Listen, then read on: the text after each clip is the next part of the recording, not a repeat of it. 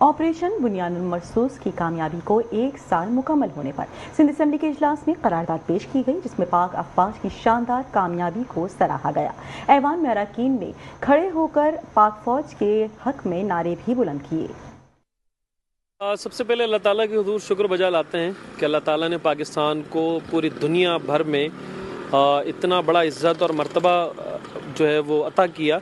कि पाकिस्तान उस 1 साल पहले का जो मार्का हक था, जिसके अंदर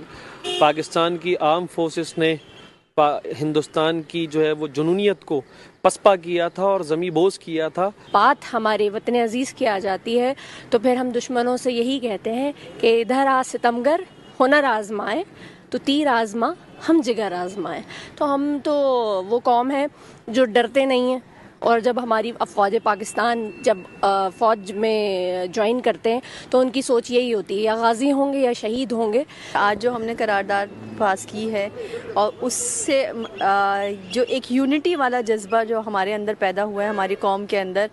वो जज्बा ऐसा है कि दुश्मन लरज़ चुका है और खौफज़दा है कि खुदा न खास्ता अगर दोबारा कोई वो इस तरह से इक़दाम करते हैं तो हम उनका मुंह तोड़ जवाब देंगे और पूरी कौम यकजा होकर उनको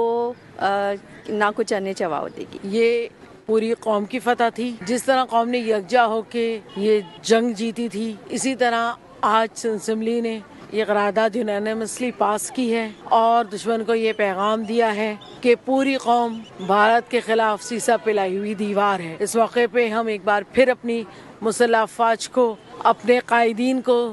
खिराज तहसीन पेश करते हैं, खिराज अक़ीदत पेश करते हैं अपने शोहदा को, और दुश्मन को ये वाज़ेह पैगाम देते हैं कि जब कभी भी वो हमारी तरफ रुख करेगा, हम सीसा पिलाई हुई दीवार की मानंद ही उसको फेस करेंगे, सामना करेंगे और इबरतनाक शिकस्त से दो चार करेंगे। देखिए, बहुत शुक्रिया। ये मार्का हक के हवाले से आज रेजोल्यूशन एक पास ही सिंध असेंबली में तमाम लोगों ने उसकी हिमायत की है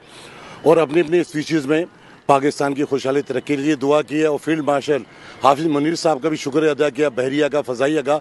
और जितने लोग शहीद हुए उनके लिए दुआएं मग़फ़रत भी की गई, जो ज़ख्मी जल्द सेहतयाब करे। और भारत को ये मैसेज दिया गया कि पूरी कौम एक प्लेटफार्म पे जमा है। हमारी 24 करोड़ की आबादी है, 24 करोड़ जो अवाम है वो फौजी समझे उसको, और 1 अरब